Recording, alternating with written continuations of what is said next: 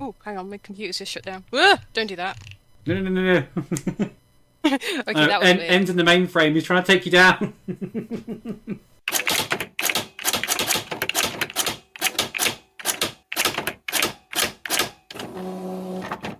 We're now recording. Please swear as much as you like. I'm trying to not swear, and one of the girls at work today, she came out with fudge nugget. I I absolutely love lost that. it. I lost it. It was great. You great big fudge nugget. Creativity, even in the workplace. As long as Everywhere. it feeds your creativity and not dampens it, that's always a good sign. Saying that, we have had a lot of changes since the last podcast went out. Andy, what's your biggest change since the last podcast? Well, which one? Because I did two at the same time. Indulge us. Tell us about both. So they say that there's three of the big stressful things that you can do in life is get a new job, a new house, or get married. Yeah. So I decided to change my job and move house at the same time. I was so waiting for you to so I decided to get married. En doesn't know about this yet. He doesn't know it, but I'm now Mrs. N. Yeah, so I left the night shift life behind me on a Friday, moved house on a Saturday, Woo! and entered the world of day shift life on a Monday. The whole idea behind it though as well is so I've got more time to throw into the writing and now the podcast as well. You can pursue your own careers now without having to worry about your current career getting in the way. Yeah, absolutely. And as much as I enjoyed the job I was in, night shift life definitely has a bit of a end date to it. Yeah, I've Where's never your done a work? night shift, but my partner does, and I know that it can be incredibly debilitating. Yeah. So I can sympathise with you a lot. Especially with the writing, now I found myself just too tired to do anything beyond living because I was doing 50 hours a week as well. Ouch! I'm not doing. Yeah, I'm not doing that now. It's Yeah. like I feel tired after doing my usual 37 and a half, but when I'm 50, I'd be a zombie. Yeah. So the whole creativity thing's just taken such a huge backstep with that particular shift pattern that now I'm on 30 hours a week in a nice, amazing, positive environment. Hopefully, it'll pick up pace. I think when you told me where you'd moved to as well, I was a bit like, this is the perfect move for you. Like, if you wanted to pursue this as a career, this is the perfect money-making career to have whilst the other one's building up, whilst the other one's progressing. Yeah, I'm definitely having a good time. There was a message went around today that there was some ponies in the building. Excuse me, what? Yeah.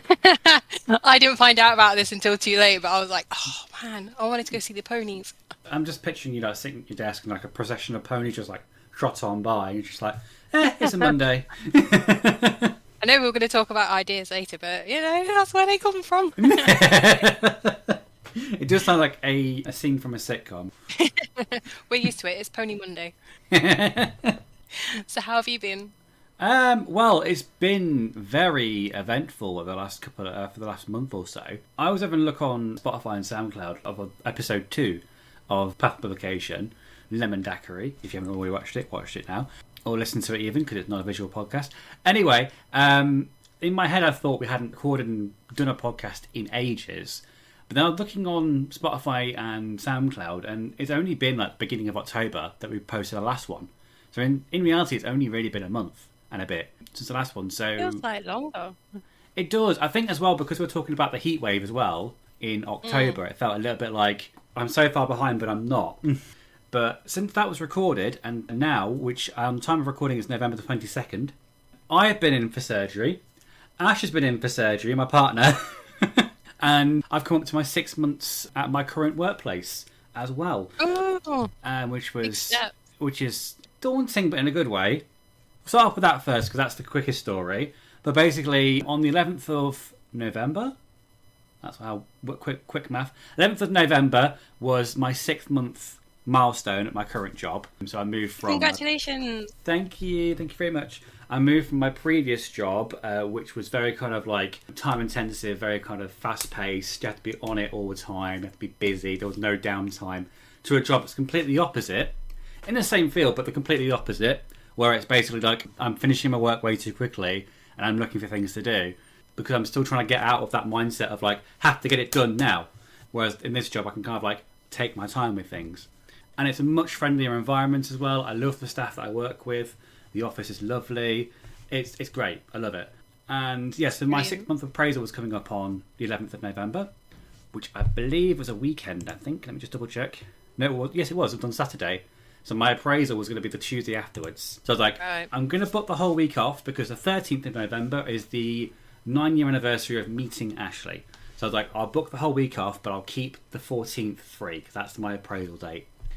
So I have a lovely Monday. Ash took me out to a nice fancy Italian restaurant on the Monday. It was really, really nice. And the food was amazing. It's great. Awesome. Made a really lovely evening. And then on the 14th, going to work as usual. My appraisal like an hour into starting work. So I go into the boss's office. Somebody else answers the door. I'm like, oh, I'm here for the appraisal. I was like, oh, your boss isn't in today. I was like, well, he should be because I've got an appraisal. Like, oh, no. If you email him, he'll sort something out for you. I'm like, okay, this sounds great.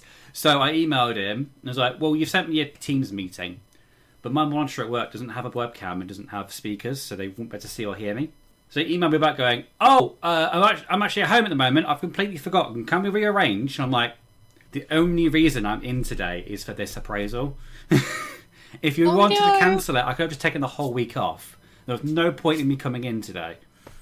Oh gosh, did you have to stay at work then and do the whole day? Yes. No. So I did 1 day this week, which is completely throwing me off now because as we record this, it is Wednesday. But in my head, it does not feel like Wednesday. It feels like we're still in a weekend somewhere. So it feels like we're on Sunday because my brain is completely fried. But yeah, so that happened. That's getting rearranged for when I go back on the 23rd. We've got to wait and see what the feedback is. Yay! They'll probably just be like, I've got no worries about you, no qualms. Carry on as you're going. Blah blah blah. I don't know if you want to know about the job. Okay, that's fine. Bye. That's pretty much all the appraisal will be. But yeah, I just a little bit annoyed that it was the only day I came in for that, and I didn't need to come in. Okay. Yeah. So I had that. Then I've been in for surgery. So without going into too much detail, because podcast listeners don't need to know that much information, I've been waiting for this operation for about a year. The end of October was the date that I was planning to go in for this operation. So I went in I was scheduled to be there for 11, and it was probably the quickest operation I've ever had in my entire life, because normally you'll get to the hospital, you'll be waiting a couple of hours and hours and hours and hours, and then they'll take you in when they feel like it. But this time round, I was in at 11, I got seen at 2:30, and I was out by like 6. So it was very, very quick. But yeah, so I was recovering for that for about 2 weeks or so. So I got 2 weeks off work from that, which is lovely. Thank you very much. And it was great because I managed to spend... It was great because me and Ash don't get to spend that much time together during the weekdays because we're both of us are mostly working. I work days, he works nights. Yeah, so, ships in the night. Yeah, because we only get like 45 minutes together at the end of the day, end of my day, before he has to go to work. So it was lovely. We got to spend lovely time because Ash had already booked that week off as well. Is that originally he also had an operation booked in for Halloween of all days. So he'd booked that week off already, so he could look after me and then I could look after him. Anyway, his operation date got cancelled and changed to November 18th. But he still booked that week off, so we spent that week off together, which was great. Luckily, I'd already booked that week off, so even though it changed, I could go and be there for him. When he was in operation. When he was having an operation, sorry. Yeah, so I had my operation. I recovered from mine relatively quickly, to be honest. I didn't have any pain whatsoever from that operation, and I'm very, very thankful that I didn't. They always say, like, with nose jobs and other cosmetics, it's quite quick. Yes, I got a boob job. I didn't want to say it out loud. That's why I can't talk about it. I got a very exclusive boob job, yeah. I went with nose job to keep your privacy. Thank you, Andy. You're a treasure. Yeah, so then Ash had to have an operation after me, but his is a lot more extensive than mine. Mine was quite superficial. His was, it involved his back, which meant that he's had to have a couple of months off to recover as well. And it was also out of the county. So we had to travel to a different county, to a private hospital to get this done. So he went off to have that done pretty much soon after I'd finished recovering, basically. So it's kind of like, I had my operation, went in for like a day or two, 3 days, I went in for work for 3 days. Then I was off again, because I was off for Ash. And then I've had 1 day in, and then I'm off again. And I've got 2 days back in again, and I'm back. So It's a bit. I'm barely here this month. Yeah, I can see why you're a bit frazzled with it. Yeah, yeah. I don't know what day it is at the moment. It's like one day ends, one day starts. I have no idea what day of the week it is. But yeah, so he's Today's currently Friday. recovering at the moment, and I've been looking after him whilst he's been recovering. It's been quite stressful because I've been worrying about him because I don't really know what to expect, that sort of thing. But he's been recovering well. He's walking around. It's just, I think when he's sitting down, sitting to standing is a bit difficult for him. We watched a movie to get us in the Christmassy mood. I know it's November. Don't at me. We watched a 1981 stage play of Christmas Carol on YouTube, and it's really, really lovely. Yeah, and that's the main events that have happened to me since the last podcast. Just a lot of hospital visits and operations. Suffice to say that between the two of us, we've kind of ticked off some really big life things there. We have, yeah. I'm hoping that after we've had so much time in hospital, we don't have to look at it for a very long time unless I'm actually working there. And in between that, I have not really been writing that much. Yeah, Because I have been recovering. I think it'd be a miracle if either of us got any writing in on that one. It has been a testing time for writing or doing anything creative. So I'm kind of where I was at the beginning of this journey, shall we say. Beginning of the path. Beginning of the path. I'm still at the beginning of the path. I'm at the garden gate at the moment. I've not quite left it yet, but I hope over the Christmas and New Year period that should change. Same on this side. There's just been absolutely nothing happening writing wise between the house move and job move. And the script that is with an agent, well, lots of agencies, again, absolutely nothing's come back. It's gone beyond that 12-week waiting period where you'd Okay. expect to hear back from. So I'm going to take that as a thanks but no thanks, which kind of blows because you always, you want your baby to do well, essentially. You really want someone to just go, yay, we love it. Sadly, that's not been the case. But it just means that I've got an excuse to work on it That's eventually. true. You've got an excuse to work on it. Maybe come up with another idea as another option for them. Maybe, yeah. You can take it however you want to. The world is your oyster. Well, when it comes to coming up with ideas, I don't think that's much of a problem. Like, there's always something flying around in the brain, or I mean, as that we is a went on the good topic maybe for the podcast today. Is like, where do we get ideas from? do we get them? That's the question. And Finn, where do you get your ideas from? No idea. I couldn't resist. I had to say that. I'm sorry. End of podcast. You've ruined it. Roll credits. That's it. Done.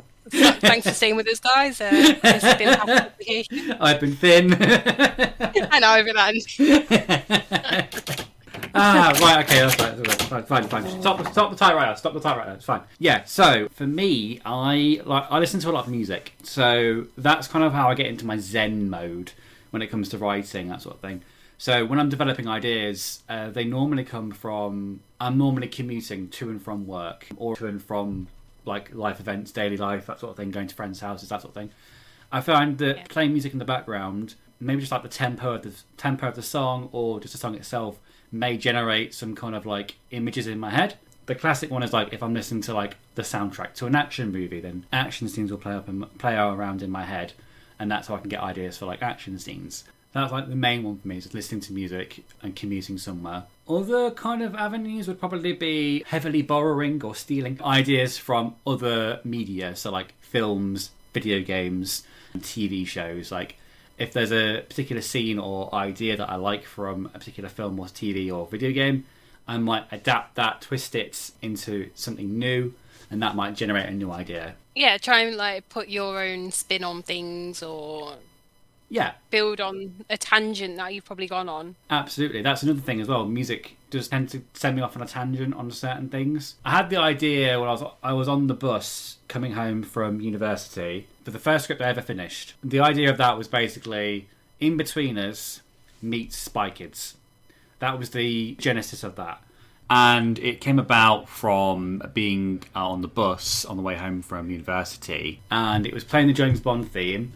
And it gone from the James Bond theme to the theme tune to, I can't remember the name of the theme tune now, it's going to throw me, theme tune to the In-Betweeners.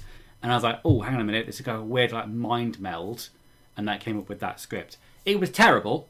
I'm going to put that out there now. It was a terrible script, but it's one of my lifetime achievements. It's the first script I ever finished. That's a completely original idea from me. I think even if an idea is going to be terrible, you've got to get it out on paper to realise it's terrible. Yeah, Absolutely. Sometimes you have to wade through the shit to get to the actual jewel in the middle of it. Yeah, sometimes there's going to be ideas that are absolutely terrible. But you'll also spot that there's an idea that you've come across that you've already thought of. Yeah. I had a very weird one where I was thinking of a man who was very much like a grey man, like blends in, doesn't have any attention. I can't even remember where I got the idea from, but the idea just came to me, but I did nothing with it. It wasn't anything I could build on. I just had this one character in my head who was a grey man. He vanishes into crowds. No one pays much of attention to him and all that jazz.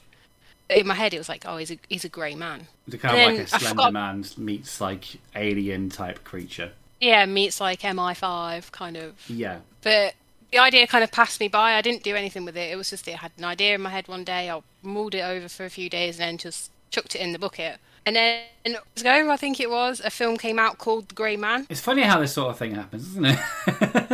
Yeah. I was like, oh man, I had that similar idea. Did nothing with it. I read somewhere, I mean, obviously we do a lot of our reading on the internet these days, but there was like all these random quotes on the internet, but one of them really stuck out, and it was the idea that an idea visits a person, and if that person can't realise that idea, it visits someone else until it finds someone who can release it, essentially. And I love that. I like that. I love that. That's amazing. I think I've heard something I like similar where it's like, if you have a really good idea for something, you don't write it down, it disappears. It's gone forever. Whereas if you record that idea down somewhere, then it stays with you. Yeah. Do you write down your ideas? If I have something to hand, normally I've got a phone, everyone's got their phone with them, put it in the notes app. If you have an idea of something, you write it down, keep a note of it. Sometimes I'll have really strange dreams and I'm like, oh, that was a strange part of the dream, I'll write that bit down. But if I don't write it down, instantly it's gone. Yeah. I used to carry a little notepad with me at work because I That's wasn't a allowed my classic phone. example as well. The notepad you carry around with you. Although my handwriting's so bad that I usually just like a doctor's scribble and I have to interpret that. Yeah, I think my handwriting has got worse since the invention of computers. I was one of those kids that learned how to do cursive in, I think, year 3, third grade if you're American. And then I've gone through school with like cursive, stuff like that. Then we had computers and I'm like, now my handwriting is rubbish. Like if I'm trying to write something that has C's and E's in it, they look exactly the same. Yeah, that it's like the hand muscles just completely forget with use. Yeah. I really love writing everything by hand. Like my first initial ideas, if I do it by hand, it feels more flowy for me. Whereas if I'm typing up an idea, I can delete it, I can edit it, and then I get stuck in that loop of trying to work on it too much. I do both. So I used to do it where I wrote down everything in a little notebook because I've got loads of notebooks in the bedside cabinet next to me, and most of them are blank. Some of them have got little bits of bobs of like little bits of writing in them, and then some of it is in my phone on the notes app. So I kind of do both. I do find that if I write it down, I'm more likely to then convert it into what I'm writing on. Whereas if it's on the phone, I'll tend to like, oh, that's a funny idea. Put it in my phone, then it just goes into the void until I remember I've put it on there. Do you know what? I'm just gonna have a quick look through my own notes. I'm the same. I have one very fleshed out one single line, one describing a scene but nothing more than the aesthetic. Uh-huh. One that says restaurant is waiting. I have no idea why I wrote that. But it's waiting, Andy. It's You need to answer the call. That's what I've got on my notes app right now. So I've got one from September, which is just an idea. I've got a drama series idea, which I haven't wrote down yet. I'm still working on. That's more fleshed out. I've got, weirdly, a parody music video idea in my phone, which I thought was great because I was listening to... I'll tell you where it came from.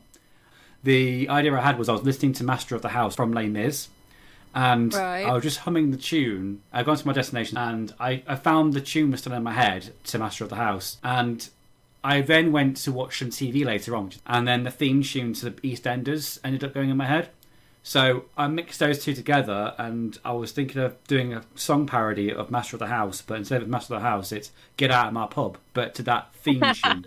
So that's probably going nowhere, but it's there in case I go back to it. That's going to be a very specific audience, but I think that could go Yeah, down. yeah. I think I wrote 2 lines, and it was "Get out of my pub, sling your bleeding hook." That's what I got so far. So yeah, and I was thinking of myself dressed up as all the different landladies and landlords of the pub. Anyway, that's a separate thing. Oh my god, that's amazing. Elwag's growing. Yeah. And the rest are all like D&D related stuff, so that's kind of feeds into it really. But yeah, I've got bits and bobs Okay. on my phone.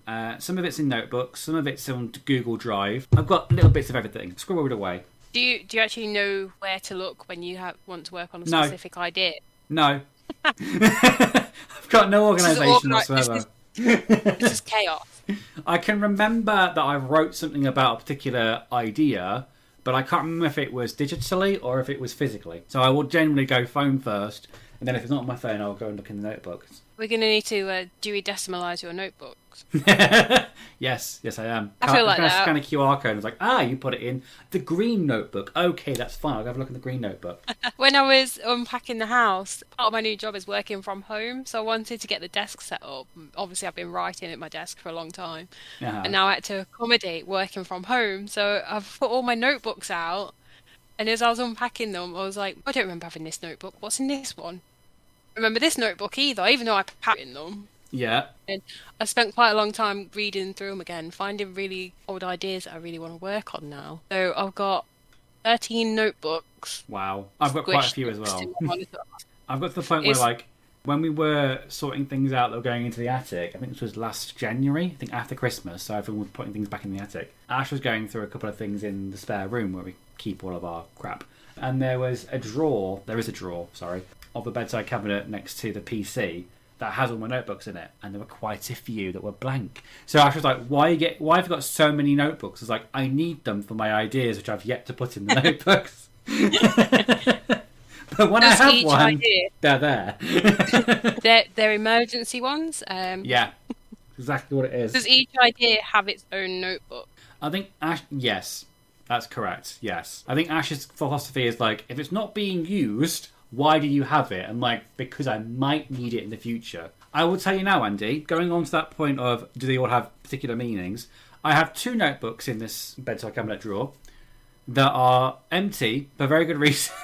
I have got a black notebook with skulls on it, which I was going to use as a D&D prop, as like the Book of the Dead or whatever.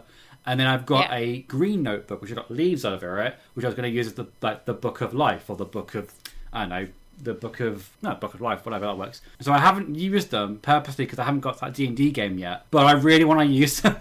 They're too So- pretty to use, but too pretty to not use. It's too pretty not to use. This is exactly what it is, Andy. They're too pretty. I don't want to ruin them by putting crap in them. Don't want to sully the pages. I'm going to take a photo of them because if people don't already realise, we're on Instagram. I'm going to take a photo of the notebooks that I have that have yet to be written in. I can't speak today. I also need to spend more time actually updating our Instagram. I'll tell you what, I haven't not been on Instagram for a very long time because I randomly got blocked on Instagram from using my own account and I don't know what I did wrong. So that was very interesting. So when it comes to ideas, I've got a question for you. Tell me what you think about me. Buy my own diamonds and buy my own rings. What is the weirdest idea that you've ever had? Oh, God. Well, apart from the In-Betweeners Do Spy Kids idea that I had from years ago. Do you mean like what's the weirdest idea I've had whilst I've been like doing other things? Yeah. It's a difficult one. I didn't think about that one actually. So they do kind of stick with you, don't they? Where you're like, oh, I had this weird idea, but there's no way that's going to work. I'll tell you what, there was one idea that's come into my head now. Haven't wrote it down yet. It's still kind of like in the pipeline. But I was walking through a car park. I think I was coming back from... That was it. I went to see Busted this year because I'm a big Busted fan. My sister got me tickets. No, actually, it wasn't my sister. Sorry, it was my husband got me tickets. I went with my sister to see Busted. And we went to the event. There was a big car park underneath that we parked under. I'm just walking through this car park and it felt a little bit creepy because like everyone had already gone. This was before the event, so everyone was already waiting outside, and the car park was empty, like completely empty.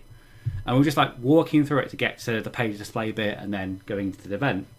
And as we were just about to leave, just out of nowhere, we heard someone's car like massively blare, like the loudest they've ever beeped in their entire life. Don't know what the hell was going on, but like there's one solitary horn in the background as we were leaving, and that kind of spun an idea in my head of like this woman walking through a car park and getting blown over as a muscle car just appears through a concrete wall and drives over her. Not over her, but like jumps over the person and lands on the other side. Like, that's a really cool kind of like opening like hook, really. haven't really developed it much past that point. But I was like, this is kind of spurring a random idea. I'm like, oh, is this that car horn was like an action movie scene? It wasn't just some random person hitting their horn. It was an action movie scene. But yeah, so that's developed into an idea which I am working on. Is it in a notebook or is it on? It's on my phone. I saw it as I was going through. Yeah, it's on my phone. It's my other idea that I have. And it's also in my head, kind of like reverse Life on Mars or reverse Ashes to Ashes, where somebody from the past jumps into the future, and we don't know why. Okay. But again, nothing's on the page yet. It's just ideas. I think that's all we ever really worked with to begin with. The whole constructing it into something actually tangible is so different to just having the initial idea. Yeah, because when it's in your head, it's easy. You can just be like, oh, that's cool. That's a cool idea. But then when you write it down, sometimes you can never write something as good as it is in your head. Yeah, and you always end up with a lot more questions, like why is this happening? Why is that happening? Why does that happen? And that's the reason why my script is currently 65 pages long and isn't finished yet. It's opened more questions than answers. What about you, Andy? What's the weirdest idea you've got or ever had? I wouldn't say weirdest, but I'd say creepiest, probably from my nightmares, actually. Ooh. I don't mind talking about this one, because I've never been able to work into a story, and this happened, 12 years ago. But it's one of those, one of those dreams that was just so visceral, it stuck with me, and I ended up wanting to write it into a story, and I just never did.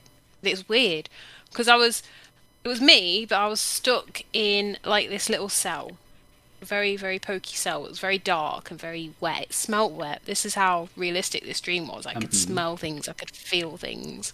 And I was in a hoodie that belonged to my ex. Then I had it pulled over my head. It was hiding me, and I was kind of hunched up. And all I can remember doing was going, don't lay down. Don't lay down. Just don't lay down. I was so tired in my nightmare that I ended up laying down. And as I laid down, like stretched out, belly on the floor, kind of laying down, something rested its head on my back. Uh-oh. And I woke up and I was freaked out. Like, it was proper sweat-drenching, gasping for air kind of nightmare. Even though it was just that very small Yeah, I've had that snapshot. before. It stuck with me so much. I just wanted to write it and make it into something. Why did I have... It was the thing that laid on my head. Laid its head on me. You know when you have those dreams where it's like... The classic one is like falling downstairs, partner cheating on you, the teeth falling out, that sort of thing. I had a very, very weird dream, which I don't think I'll ever be able to write up because copyright. But I had a dream that I came home from work and Ash had been sleeping with somebody else. But he'd been sleeping with Rebecca from EastEnders. That's very specific. I was like... I woke up and I was like... I felt so real at the time. Which sounds stupid saying it now. But it felt so real at the time. I woke up feeling really angry. And I'm like... Ash has done nothing wrong. Ash has been sleeping there. He's done absolutely nothing wrong. But the anger is still inside me.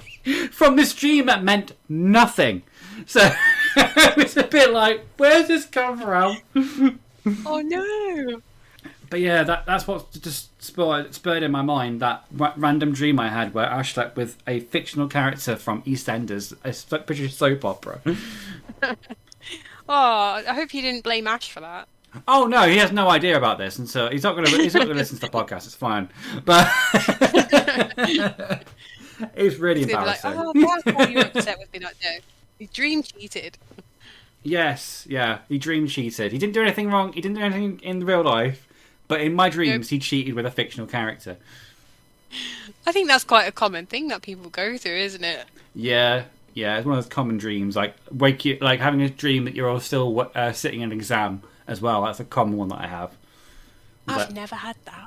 I've had a dream that I've been sitting a maths exam, despite the fact that I haven't had to sit a maths exam since like 2009.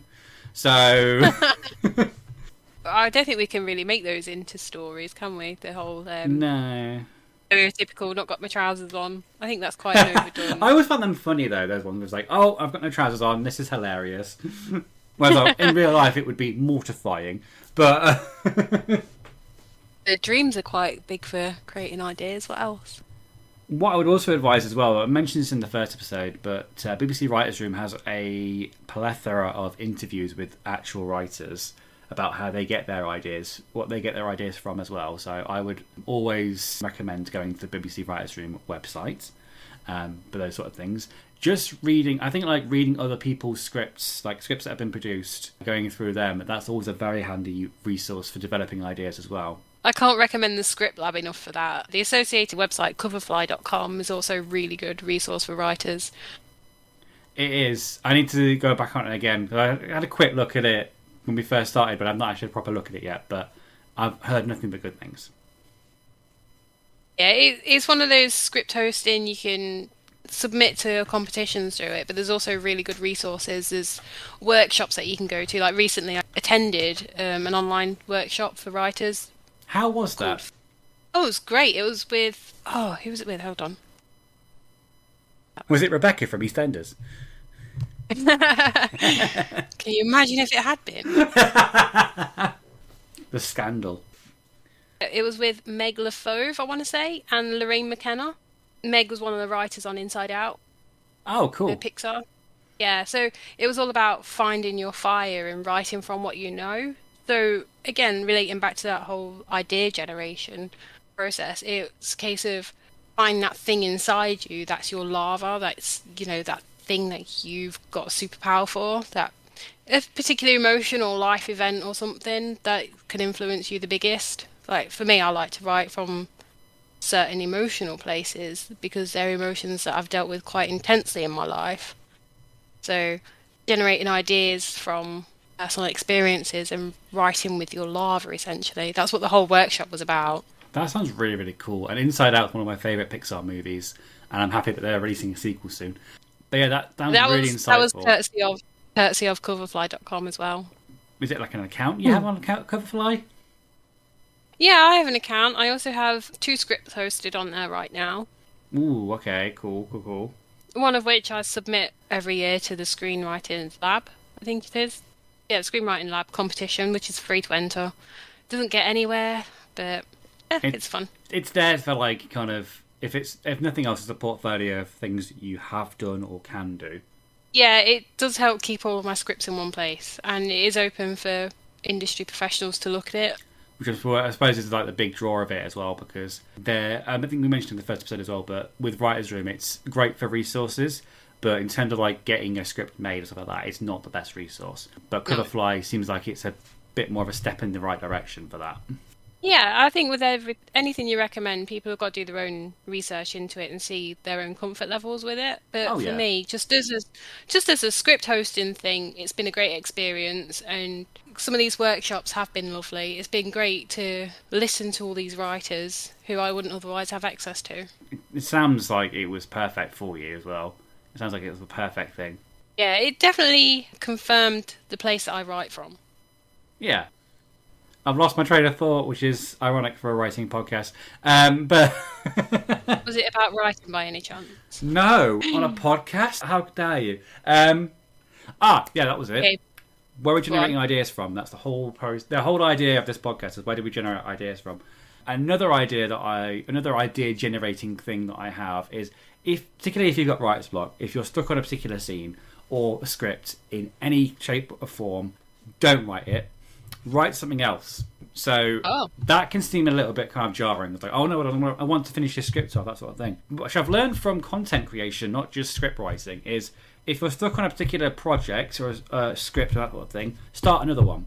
And I don't mean start another one and ignore that first script. I mean start another one to kind of give your mind a rest and kind of feed it on another idea before you then go back to it, because that can sometimes help reset it a little bit. You kind of trick your mind into thinking, oh no, I've not touched this script for ages, but now I've done that other thing that can generate ideas for this thing. So kind of having like 2 projects on the go at the same time. That's what I'd probably say 2 projects rather than saying more than that, because if you have more than 2 projects, then you don't get anything done. Yeah, you're just juggling too much there. Yeah. So you don't want to like spread yourself out too thin. You want to have a back burner script and your regular script. It could be a completely different genre. It can be a completely different area of your script. Write something else. Come back to the original one. Your mind might feel a little bit more refreshed because it hasn't had to focus on one thing in one environment for so long. That is great advice. I do that myself. So yeah, I can endorse that advice. I do at the moment is like I've got my police procedural script that I'm writing at the moment, which I'm getting a bit difficult on because I'm now getting to like the nitty gritty info dump area of it. So I'm also going to be Oh, working okay. on another script, which is going to be I might actually work on that idea script I mentioned earlier on, the time hopping drama script with a car as a kind of like distraction from this script, then I can go back to that one. That'd be good. Or as I did in the previous podcast, which was rewrite an old script, How's that going? which I did. I rewrote the Goldilocks and the Three Bears Arms Bazaar from last episode. Another, I think I just rewrote those 10 pages that I read out as I would write it now, and it managed to go from, I think it was 10 pages to 12 pages, I think it was, just by swapping a few things out, doing it as I would normally do it, cutting some scenes out, replacing them with new scenes, that sort of thing. And it has been very helpful because it has kind of revitalised my mind a little bit. I've not been focusing on that one main script for so long. So that could be another idea for you. Go back to an old script. It's either finished or not finished. Rewrite it or write from where you last left off, that sort of thing. And then And you can go back speaking to of it. old scripts, Yeah, so last episode I read out a script from the Vault from I think 2011 or 2012. And last episode we said that Andy would have a go in the driving seat and read out one of her old scripts. yeah. Unfortunately, the one that I did want us to read out has sort of vanished into a cupboard somewhere. Has it done what my And pizza script has done? it's decided to hide until we've stopped doing this. Yeah.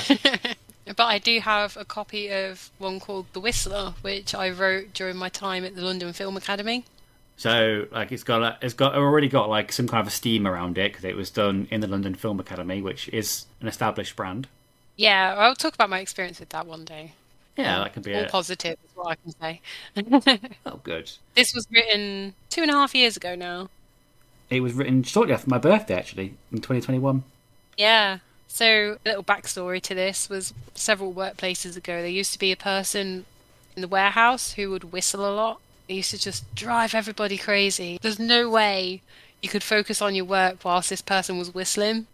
And in terms of ideas generation, I started writing down in my little pocket notebook about somebody whose whole life is about whistling. Okay. And that's how the Whistler came to be born. I can't see the link. You've lost me. To be fair, I think it was more frustration that this person was just ruining my workday by whistling all the time. And I turned it into a story that I actually quite liked the story. It was quite well received. So you So, thought you'd yeah, punish them by immortalising them in a script? yeah, be careful or you'll end up in my screenplays. Yeah, but it's that whole like thing of taking ideas from real life interactions and being inspired that way. This character has absolutely no bearing on the other person whatsoever. It's literally just this constant whistling inspired this story. You've taken one aspect from somebody and you've made it into a completely different thing. Yeah. Fade in. Exterior, London. Day. London, 1892. Carriages pulled by handsome horses, serving girls running between grandly dressed women and suited men. A corner wall edging a dank alleyway. Water sloshes as it hits the alley floor. Frayed shoes step in the water. A filthy hand slaps a wet handwritten poster to a wall. The Whistler, Hyde Park, 2 p.m.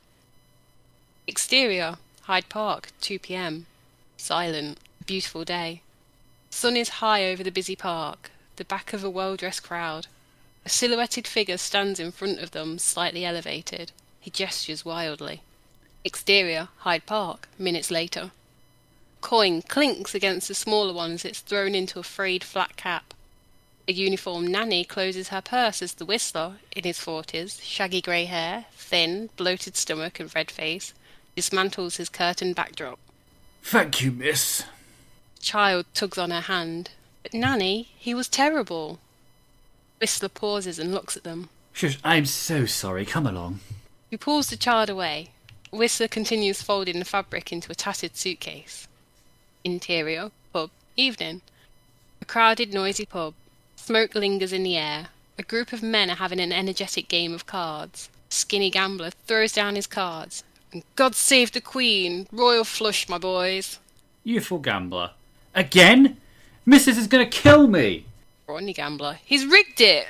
Whistler sits at the bar watching the game finish, a stack of his posters in front of him with a pencil and several empty glasses. Barman, 60s, mustached, hands him another grubby glass of beer. Good show today. Whistler drinks half the glass in 2 quick gulps and nods as he swallows. Wipes his mouth with a dirty sleeve. Sorry, I've got a voice already. I just realised I did the same voice for the barman as the Whistler, sorry. Just forget you heard that. It was incredible. Was it my biggest crowd? Nah, but they were all watching me, and they were all feeling it. I saw a lady wipe her eyes. Licks pencil. Licks his pencil. We both lick our pencils. Now, what about that nice park next to the palace tomorrow? You know much about it? Reckon the Queen might walk through and see my show? Moustache barman. Can't say, never been that way. Too posh for me. Bonnie Gambler off screen. Oi oi, gents, we got a star in our midst. Cards players surround Whistler. They are muscular and vaguely intimidating as they crowd the bar. Skinny Gambler, physically smaller in comparison to his cohorts, pulls the posters towards him. Whistler, what's that? Me, it's my show. I have a show. I've heard him myself. Man can hold a tune. Kind words. If I try to whistle, I just spit like this. Skinny Gambler tries and spits before laughing. Everyone laughs and a few try to whistle. Come on, show him how it's done. Well, okay. Tucks the pencil behind his ear, drunkenly climbs on his bar stool and is about to stand upright. Get down. Moustache barman. But I need a stage. My stool ain't your stage. Whistler slips on his suitcase next to the stool as he gets down. Ronnie Gambler catches him. Ah! Whistler keeps adjusting his clothes, drinking from his glass, licking his lips. Skinny Gambler. Get on with it! Shut up and let the man perform. Whistler starts his tune. It's a 12-bar little thing, short and over quite quickly. Nothing special or memorable. Beat. Crowd exchange glances. Skinny Gambler's mouth opens as he's about to say something. And the Whistler repeats his tune and then takes a bow, grinning. Ronnie Gambler laughs, pats him on the back, slaps 2 coins on the bar and walks away with the crowds. Skinny Gambler. Was that it? Seriously, was that it? Another beer! Where's my pencil gone? Exterior, Salvation Army night shelter. Nighttime. A woman, 60s, stern, blocks the doorway to the shelter, arms folded. Whistler stands in front of us, swaying and staggering. Some of his posters slip from underneath his arm, unnoticed. Or pennies for a bed. I've got pennies somewhere. Not that pocket there, though. Oh, my pencil. Whoops. Whistler drops more posters, his suitcase, and follows them to the floor. You ought to find somewhere else to sleep tonight, somewhere more suitable to your current state. She enters the building and shuts the door, leaving Whistler scrambling on the floor for his posters. Exterior, station entrance, nighttime. Whistler pushes his suitcase underneath an empty bench, then flops on it with a chuckle. He stuffs the posters under his head as a makeshift pillow. A man passes by. I'm putting on a show for the Queen tomorrow. She'll love it. Like all of them do. They like my show. I'm the Whistler. The man walks away, ignoring him. Whistler puts a finger in his mouth and pokes until he removes the front tooth. He stares at it, unfocused, turns it in his fingers, then drops the tooth as he passes out. Exterior, station entrance, morning. Whistler is still passed out, his mouth bloody from the lost tooth. A policeman stands over him, poking him with a truncheon. 5 more minutes, Vi. This instant, sir. You're not Violet. No, I am not. Are you in need of medical attention, sir? What? Wasn't that drunk, were I? There's blood around your mouth. He wipes his face with the sleeve, fully awake. He gathers his posters and looks underneath the bench. The suitcase is missing. Have you seen a case? The only case I've seen here is one for the magistrate. Public intoxication and vagrancy. But my case is gone. It had my curtains! It was my stage! I need my stage. I'm performing for the Queen today. I'm sure you are. Move along now, don't let me catch you sleeping here again. Whistler looks underneath the bench again. The policeman coughs and tilts his head. Hint taken, the Whistler walks away. End. I like that. I don't know where my accent was going, but I like the script so far. It's interesting. It's intriguing. I want to know more about the Whistler. What's happening with him? It's I loved working on this story. I spent 2 weeks working with them working on this. So for it to become what it is, it was great. And I love that line. The only case I've seen is one for the magistrate. So I got myself when I wrote it. Public Like, I intoxication and vagrancy. I was genuinely sat at my dining table writing it, and I had a straight face as I wrote it. And then when I read it back, I realised what I'd written, and I absolutely howled. No, I love it. I love it. It's great. I can see how the Whistler's kind of like rogue-like renegade person is like he's Yeah. going to make his own kind of way through life, kind of thing. No matter what's Yeah. thrown in his way. It was definitely different to work in a historical kind of setting, because normally I'm quite a modern, contemporary kind of setting person. So to go historical, I had to do a lot of research, and later on there's a few lines that refer to the prices of things in Victoria, Britain, which was pretty fun googling around. I'm assuming it'd be like shillings and halfpence and crowns. Oh yeah, I took it very seriously on how much a pint in a pie would cost. Just in case that one guy who listens to all the historical period dramas is like going, well, actually, a beer wouldn't actually cost 1 shilling. Yeah, I needed to get it right. Hold on. 6 pennies. Cool. I get it. You can read the whole thing. It's only 12 pages, 10 pages. Yeah, so I only have 6 pages, which is fine. I can read that. Yeah, I'd be interested to see what you thought of the ending. I'm going to read the whole thing off podcast and just give you like a rundown of what I think. I did like The Whistler. He reminds me of... Have you seen the second season of Loki yet? Not yet. There is a inventor in that season that's kind of like a rubbish inventor until he sees this one thing. And he reminds me of him a lot, but that's set in America, not London. Kind of like the lovable character who Lovable rogue. you don't That's what I'm looking expect for. to... Yeah, that's it. You don't expect to feel sympathy for him or positively for him, but at the same time you do. Yeah, and I'm also interested to see what's going on with his teeth as well. Like, what disease does he have that he doesn't know about? Yeah. I just didn't go too deep into that. It does play a big part in the end. Ooh. There you go. There's your hook for later on in the script. I think my favourite feedback from that was I got told I made the reader feel emotions they didn't want to feel, but in a positive way. Aww. Even though there were negative emotions. It's It like, was a high praise, though.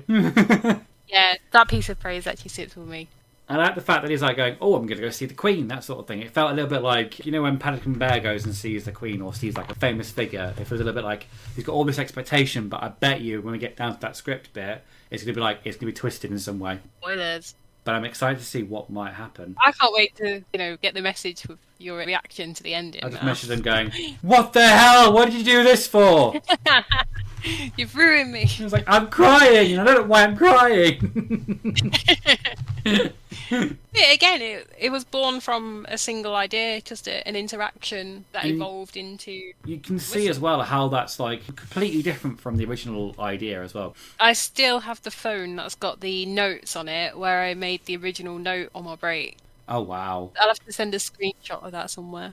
Oh, please do. I think I've still got the original script, the very first script I ever finished. I think I've still got the original copy of that I printed off the computer in I think it was in year 9, I think, or year 10. So it's very old. Well, I can't wait to dig out this other one for you and actually type up a copy, because at the moment it only exists on paper. I'm intrigued to see what it's going to turn out to look like as well, because I've read another script that you've done, and that was amazing. So I've got very high praises for this already. Not as polished as these ones. Is it the very old one, like the one you're more embarrassed about, or the one that's better than The Whistler at the moment? I'd be more embarrassed by it, Okay. both in format and idea. Okay, that's interesting to know. I'm looking forward to potentially reading it in a future podcast, maybe. Definitely. Who knows? We'll have to get it sorted. Now that we're in and settled, Now we've got it on record, and we can go back to this whenever we want. he's going to pull this out and use the audio against me. Well, actually, Andy, I believe you said in episode 3... I'm going to pull transcripts out the air. I have it written down in transcript, and it's in cursive as well. Next time we go out for our meal that we usually go out for. Yeah. We should go out more. I miss you, Andy. I know it was only last month, but I miss you. I miss you too. It's not soon enough though, is it? I know. Now that I'm on same kind of timetables, maybe we can have like some evening get-togethers like this. I like that idea. We still need to arrange that table read of whatever I've written, which is not quite a script yet. We've got to get N out as well with that. Gotta get N out, gotta get Gina out. We just keep him as a syllabic. Monosyllabic N. He hasn't earned the other letters yet. Until he earns the other letters, then we'll just refer to him as N. No, it really is just a privacy thing for him, bless. That's fine. I respect that. That's fine. Although it's going to get to the point where I'm going to call him N to his face. He's going to be like, what? He'll be like, oh, I feel like a super spy. I like that. Yeah. Agent N. I think you called him N. You I called him did. N quite The first time I met him, I called him N. Because that's what you referred to him as on social media and stuff like that. I'm like, oh, hi, N. And he was like, what? We're not being super secretive superheroes or anything. Andy, you don't know this, but Andy's secretly dating a member of the CIA. They're only known by one letter. If I tell you any more letters, I'd have to kill you. To this day, even I don't know what his name is. That's just a name that he's told you. It could be a completely different name. Yeah. You have no idea. Yeah, he could be like a Gregory or something. Oh, not Gregory. Gregory's a horrible name. He doesn't look like a Gregory, does he? He doesn't look like a Gregory, no. I'm just going to text him. Are you secretly a Gregory? Is it okay if I change your name on WhatsApp to Gregory? Is it okay if I change your name on... He's at work, but he's seen my message. Okay. He's going to look at that going, what? He's going to probably reply back going, is it okay if I change your name to Melissa? But yeah, so that was your read-through of your script. I'm very impressed by 2021, Andy. Yeah, how do you feel after sharing that with me? I just sent you a screenshot, by the way. Love it. Look at the background as well. Andy's got the Aurora Borealis as a background on her phone. En says he likes the name Gregory. So Gregory is now his alias name. So, sorry, you're asking me how I felt about sharing the Whistler. Yes, yeah. I actually felt quite good about it because it's something I am proud of. I did love writing that, and I do wish maybe one day I'd like to see it on the screen as a short, but I know it probably wouldn't translate very well. I would say that I can see it on the screen. I can see it in my head. I'm visualising it as a TV thing, like a TV short. I'd also say as well that it reminds me of the script that I did, the one that I finished, is a script that I finished, but it's completely unproducible, but for different reasons. Mine involves teenagers and guns, and it just wouldn't be producible. It wouldn't be ethically producible either. I think when we're writing these things, we are always visualising them for the screen, but when it comes down to finishing it, it's just like, oh, I don't know now. Yeah, you become your own worst critic as well, don't you, at the end? Yeah. I did enjoy sharing it with you. I think it's one of those ones that I've not actually shared with the friends very much. That's the thing is, like, since we started this podcast, we can be like, oh, I wrote this thing. Tell me it's good. Tell me it's good. Yeah, I want that validation. I want the validation. Like we said in the first episode, validation is a very powerful thing. But equally, if it was terrible, I'd hope that you'd tell me. Oh yeah, no, I could barely get through the bottom page. Oh my god. That made you laugh? Total shit. Get rid of it. I did not laugh once. In fact, I cried. How dare you offend me with a script? Delete it off the internet. Yeah, just delete this. What is this, Andy? No, it was really, really lovely to read. It flowed really, really well as well. I could picture it in my head as we were reading it. The characters are really strong as well. I do like the Whistler character. And probably just because I gave him the same voice as the barman. But I did actually enjoy the material. The material was really good. Thank you. I don't think it's one that I could ever expand on now. I think it's done. It's an important milestone in your script writing journey, but it doesn't need to be expanded upon. Yeah. So for me, it's a complete piece. It's format-wise, functionality-wise, story-wise, everything's just a good place. If I mess around with it now, I think I'm just going to ruin the essence that I had. Yeah, another thing as well, because it's been so long as well since you've originally wrote it. I mean, this just goes for anybody really. If you've dropped something, you've put something down for a long period of time, and picked it back up again. It will be difficult to just continue on from where you last left off because you're in a different place mentally, physically, socially than you were when you first originally wrote it. Yeah, definitely. It would be hard to capture that emotion again. It's been fun. Thank you for the feedback. That's okay. Like I said, I'm trying to think of things to criticise it on, but there isn't that much I can really criticise it on. I've not read the whole thing. Obviously, when I do read the whole thing, I'll be able to give you the full blow-by-blow of like, this is great, this is terrible, blah, blah, blah, blah. But from what I've read, I'm intrigued and want to read more. Oh, thank you. I look forward to your text when you have read it. I'll text you at 4 a.m. just going, oh my god! I have feelings. I'm still crying over it. Is there anything else you'd like to add on to today's episode about idea generation and where we get the ideas from? I can't think of anything off the top of my head at the moment. I I think think it's been really nice just to talk about where we get our inspiration and things like that, and how they have translated to page. yeah, definitely. Like we get ideas in different ways. There might be people listening to this podcast now, but like, well, you forgot about this way of generating ideas as well, or I like to do this whilst I'm thinking of ideas for my creative writing, that sort of thing. For us, just to summarise the ones that we normally use, is like listening to music, heavily borrowing from a media that already exists and interpreting it in our own way. An idea that And you've dreams. had or a personality trait from somebody else that you can use in another character, maybe. I wouldn't say inserting a person wholesale into your script unless that person is a No. historical figure, because it won't come across as authentic. Yeah. So if anyone listening to this wants to drop us any places where they get their ideas or start a discussion on where you get their ideas, you can always drop a comment in our Instagram page. Yes, we do have an Instagram. Our Instagram is it Path of Publication? It is, yeah. Don't know why I asked that, Is it as if you were going to say, no, it's not Path of Publication, it's like Tango Foxtrot. it's Scripts. it's at Path to Publication Podcast on Instagram. Wonderful. You can comment on there. We're going to put a photo up of, well, I'm assuming ourselves, and also the notebooks that we use. And also a screenshot proving that I did ask again. What we need to do, I think, in future episodes is we need to take photos of certain things or have photos of certain things we discuss in the podcast and have like a photo summary of each episode. That would be cool. Yeah, that'd be great for the Instagram. But yeah, please Do you do know what I follow need us on to do? Instagram. We are still new to this kind of thing, so we do appreciate your feedback and what you'd like to see in future episodes. We've got a couple of ideas of what we want to do next, but it'd be nice to hear from yourself what you'd like to see in future episodes as well. Yeah, we're still babies at this, and we to have you along with the journey. Yeah, we'd love to carry you along with us. If we've got anything much else to say, what I would love to say is thank you for joining us in this conversation. This has been the Path to Publication, I have been Finn. and I've been Andy. And I've been N. He's gonna And hate I've been that. fucking it up. We'll see you next time. Bye. Bye. Hello again. This is becoming somewhat of a podcast tradition, but here are a couple of outtakes and things that didn't go quite so well during the recording of this episode.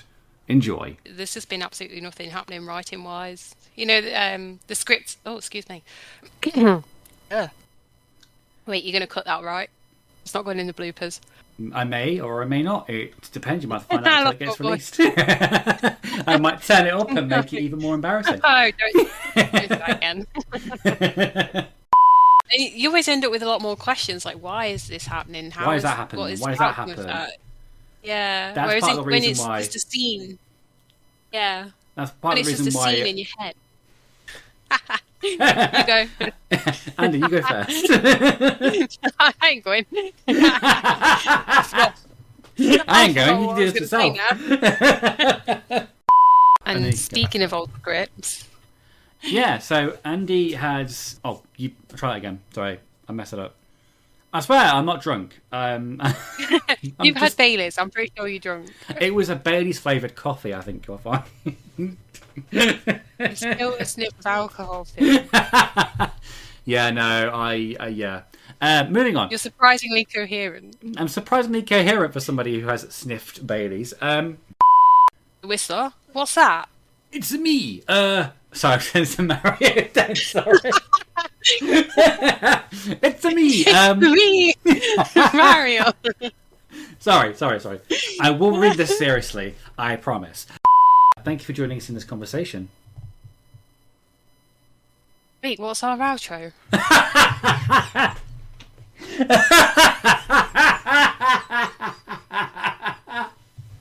I forgot it. That was perfect timing. Thank you for joining us in this conversation, and I hope that you'll join us on the path of publication. Oh my god. The house move has ruined me. Wait, let me write that down.